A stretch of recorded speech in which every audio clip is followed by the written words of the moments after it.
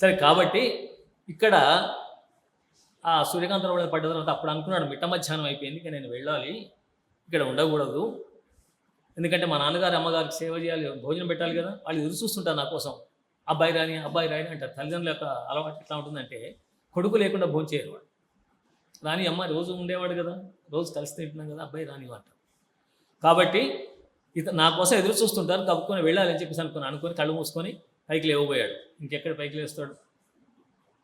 ఆయన తిరిగింది హిమాలయ పర్వతం మీద. ఆ హిమాలయ పర్వతం మీద తిరుగుతున్నాననేటువంటి ఝాసే లేదు ఆ ప్రవరునికి. ఆ మంచు వల్ల కరిగేయబడ్డాయి.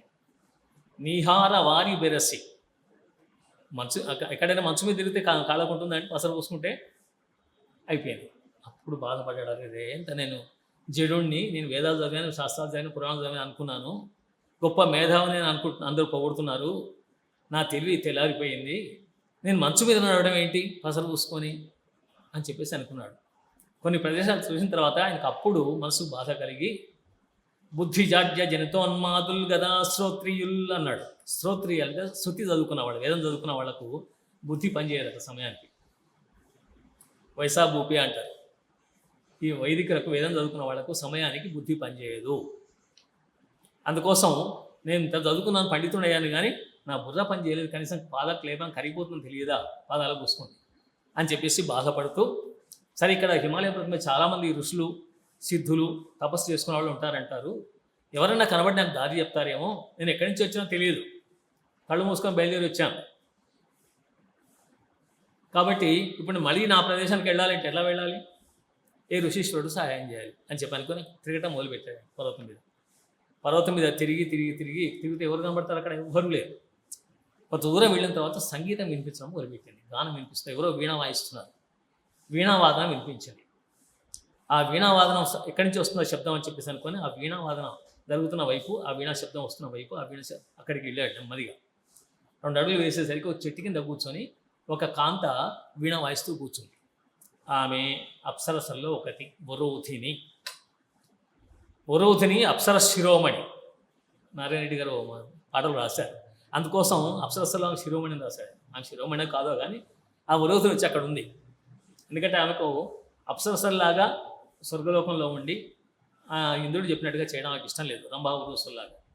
అందుకోసం ఆ లోకాన్ని వదిలేసిందని చెప్పి రాస్తారు విశ్వనాథ సత్యనారాయణ గారు. ఆ లోకాన్ని వదిలేసి వచ్చేసి ఇక్కడ ఉండి ఇక్కడ సంగీత సాధన చేసుకుంటూ ఉంది ఆమె. అలా కూర్చొని వీణను వాయిస్తున్నటువంటి ఆమెకు ఈ ప్రవరుడు ఆమె దగ్గరికి వస్తున్నాడండి. ఈ ప్రవరుడికి ముందు ఆవిడ కనిపించగానే నేను ఆశ్చర్యపోయాడు. ఆహా, ఇక్కడ స్త్రీ ఉంది ఏమిటి అనుకున్నాడు. ఏ ఋషిలో తపస్సులో ఉంటారనుకుంటే ఇక్కడ ఈ మహిళ ఉంది. సరే, అయినా సరే ఎవరైతే ఆమె కూడా సాధన కోసం వచ్చిందేమో హిమాలయం మీదకి అని చెప్పి అనుకొని, ఈయన దృష్టి అలాగే అదే కదా, ఆమె అడిగితే సరిపోతుంది, అది చెప్తుంది కదా అనుకుని 2 అడుగులు ముందుకేసాడు. ఆమె మొత్తం లీనమైపోయి సంగీతం వాయిస్తుంది. ఒక్కసారి కళ్ళు తెరిచిందండి.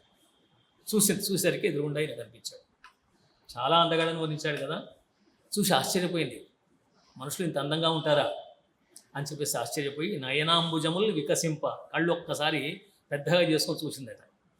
ఇంత అంతగాడు అయ్యా అని చెప్పేసి చూసిందట. చూసి ఎక్కడివాడో, ఈయన ఎక్కడి నుంచి వచ్చాడో, ఆమె గంధర్వం చూసింది, యక్షుని చూసింది, కిన్నరం చూసింది, కింపురుషం చూసింది, దేవత మా మనుషులందరినీ చూసింది. ఎక్కడివాడో యక్షతన ఎందు జయంత వసంత కంతులన్ చకదనంబునన్ గెలవజాలడివాడు. చూస్తేనేమో విభూతి పెట్టుకున్నాడు, మంచి పంచ కట్టుకున్నాడు, పైన కండవ వేసుకున్నాడు, బ్రాహ్మణులాగా కనబడుతున్నాడు. ఈ భూమి మీద ఉండే బ్రాహ్మణులు ఇట్లా ఉంటారని చెప్పి తెలుసాను, చెప్పగా వింది. కాబట్టి ఈ మహీసురన్వయం ఎక్కడ, మహీసురుడు ఈ భూసురుడు యొక్క ఎక్కడ, ఈ భూసురుడు ఎక్కడ, ఈ అందం ఎక్కడ, యక్ష తన ఎందు జయంత వసంత కంతులన్, అందాన్ని వర్ణించేప్పుడు ఈ 5గురిని చెప్తారండి. యక్షతనయుడు నలకూబరుడు, ఇందు చంద్రుడు, యక్షతన ఎందు, జయంత ఇంద్రుని కొడుకు, జయంతుడు అందగాడు, ఇంద్రుడు అందగాడు కాదు, కొడుకు అందగాడు. వసంతుడు ప్రకృతి స్వరూపమైనటువంటి రూపం వసంతుడు, కంతుడు మన్మథుడు. యక్షతన ఎందు జయంత వసంత కంతులను చక్కదనంబునన్ గెలువజాలడివాడు. తన అందంతో 5గురిని కూడా గెలుస్తాడు, అంత అందగాడు. ఆమె కనిపించింది, చాలా అందంగా కనిపించాడు. ఈ మహీసురన్వయం ఎక్కడ, ఈ తనో విభవం ఎక్కడ, ఏం వైభవం, ఏం శరీరం, ఏం లావణ్యం, ఆహాహాహా, ఇంత అందాన్ని ఎక్కడ చూడలేదా అనుకోండి. ఒక అప్సరస ఆశ్చర్యపడిందంటే నిజంగా ఆయన ఎంత అందగాడో. అలాంటి ప్రవణ చూసి ఒక్కసారి లేచి ఝళంఝళ కటక సూచిత వేగ పదారవిందయ్యి లేచి, ఆమె లేచేప్పుడే పాదాలకు మంజీరాలు ఉన్నాయి, పాదాలు ఉన్నాయి. లేచేసరికి గల్లు గల్లు అని చప్పుడు వస్తున్నాయి. ఆ వీణను పక్కన పెట్టేసింది, నిలబడింది. ఒక్కసారి నిలబడి సిగ్గుపడింది. ఒక్క పోక చెట్టు నునుగోదేయ, ఒక సన్నటి పోక చెట్టు సన్నగా ఉంటుందండి. ఆ పోక చెట్టు చాటుకి వెళ్ళి నడుము మీద చేయి పెట్టుకుని ఆ పోక చెట్టు మీద చేయి పెట్టి చూస్తుందట ఆయన. ఇదేంటి ఇవి లేచే అక్కడ పోయి నిలబడింది అని చెప్పి అనుకున్నాడు. నేను నన్ను చూసి భయపడలేదు కదా అనుకుని 2 అడుగులు ముందుకేసి ఈయన అడగడం మొదలుపెట్టాడు. భయపడుతుంది కదా, కళ్ళలో కొంత బెదురు కనబడుతుంది. అంటే ప్రేమ కలిగిన మనసులో కలిగే భావాలు ఒక రకంగా ఉంటాయి. యవతివీవు భీత హరిణక్షణ అనేసాడు. ఆయన గృహస్థు, మామూలుగా మా పదాలు వాడుతుంటారు. ప్రవరుడు ఇలాంటి పదాలు వాడాడంటే వాడాడు. నాన్నయ్య పెద్దన అలసాని పెద్దన గారు వాడించాడు, చేశారు. ఎంత యవ్వతివీవు నువ్వెవరు అని అడిగాడు ఫస్ట్ క్వశ్చన్. అంతే కదా, నువ్వెవరమ్మా ఇక్కడ ఉన్నావు అని. యవ్వతివీవు భీత హరిణక్షణ, బెదురు చూపులు కలిగినటువంటి జింక కనులదానా అన్నాడు, లేడి కనులదానా. యవతివీవు భీత హరిణక్షణ ఒంటి చరించే తోటలేక, నీకు తోడెవరు లేకుండా ఒంటిగా ఉన్నావేమిటి అని అడిగాడు. ఆయన ఒంటిగా ఉంటే జంటగా ఉంటే ఈయనకెందుకు అడిగాడు. ఈ వనభూమి, ఇది అడవి ప్రాంతం, హిమాలయం మీద అంతా అడవులే ఉన్నాయి. ఈ అడవులో ఉన్నావేంటి, ఓ చెట్టు కింద కూర్చున్నావేంటి. ప్రవరాక్షుడ త్రొవదప్పితిన్, నన్ను ప్రవరుడు అంటారు ఎందుకంటే ఆయన పేరు భూమి మీద చాలా ప్రఖ్యాతి వహించింది. గొప్ప జ్ఞాని అని, గొప్ప ధర్మపరుడని, అతిథులను బాగా గౌరవిస్తాడని. కాబట్టి ఆయన పేరు కూడా ఇక్కడి దాకా వచ్చిందేమో అనుకొని తన పేరు తాను చెప్పుకుంటున్నాడు. పేరు చెప్తే గుర్తుపడుతున్నాను. ప్రవరాక్షుడ, నా పేరు ప్రవరుడు అంటారు. త్రొవదప్పితిన్, నేను దారి తప్పి వచ్చానమ్మా. క్రొవ్వి ఇన్నగగ్రమునకేతించితి, బలిసి నేను వచ్చాను అనవసరంగా ఇక్కడికి. క్రొవ్వి అన్నాడు, కొవ్వు బట్టి వచ్చాను అన్నాడు.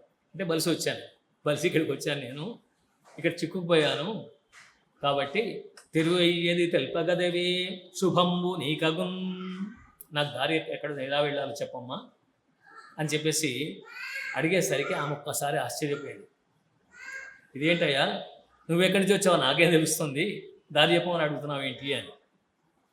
వచ్చిన దారి నీకు తెలియదా అని అడిగి. ఇద్దరి మధ్యలో సంభాషణ కొంత జరిగిన తర్వాత ఆయన ఎక్కడికి వెళ్ళలేదని నాకు అర్థమైపోయాయి.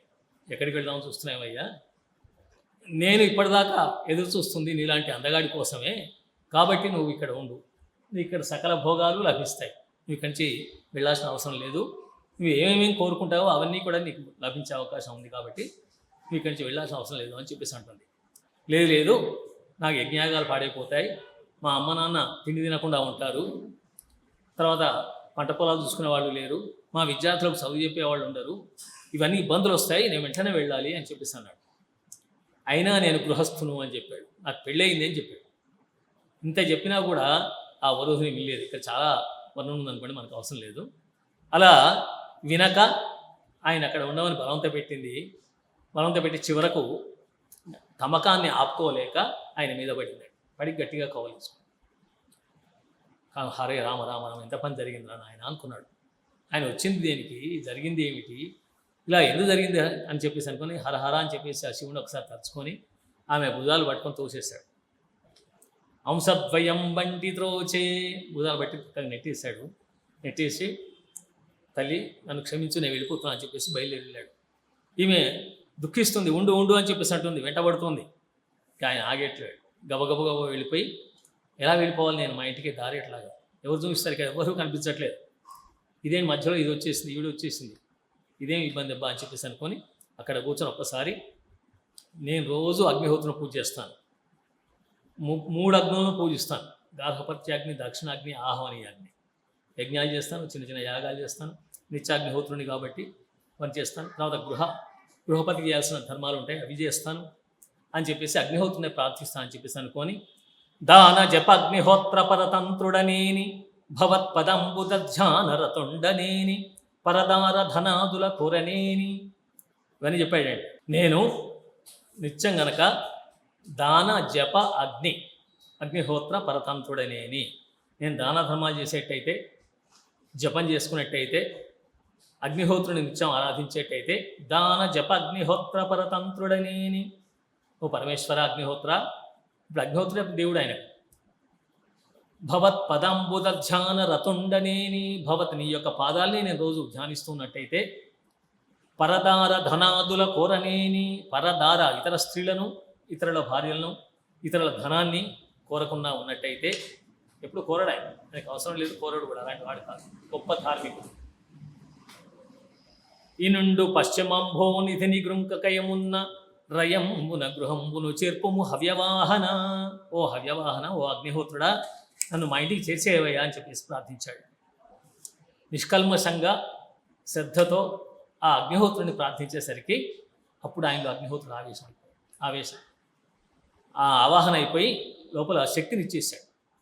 అగ్నిహోత్రుడు ఎలా పైకి ఊర్ధముఖుడు అవుతాడో, పైకి లేచి మంటలు పైకి వస్తాయో, అలా ఒక్కసారిగా హిమాలయం నుంచి పైకి లేచాడండి, మంచు పర్వతం నుంచి లేచి కళ్ళు మూసుకొని మా అరుణాస్పద పట్టణానికి చేర్చుతండి అని చెప్పి నమస్కారం చేశాడు. కళ్ళు మూసుకున్నాడు అంతే. వచ్చేప్పుడే చూడాలని వచ్చాడు.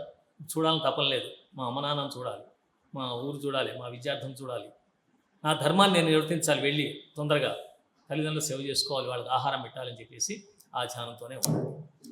అలా ధ్యాసతో కళ్ళు మూసుకున్నాడు. కళ్ళు మూసుకొని హాయిగా ఆకాశంలోకి ఎగిరిపోయాడు. ఎగిరేసి అరుణాస్పద పట్టణంలో దిగిపోయాడు.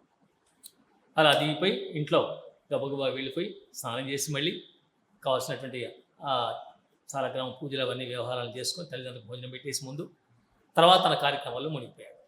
ఇలా ప్రవరుడు వెళ్ళిపోయిన తర్వాత ఇక్కడ గురువుని పరిస్థితి ఏమైందో మనం రేపు చూద్దాం. ఎందుకంటే ఇంకా మనకు కావాల్సింది స్వరోచ్యుడు మనువు పుట్టాలి. ఆ మనువు వచ్చేంత వరకు ఆ వృత్తాంతాన్ని తెలుసుకుందాం. ఇవాళ ఆపేద్దాం. స్వస్తి.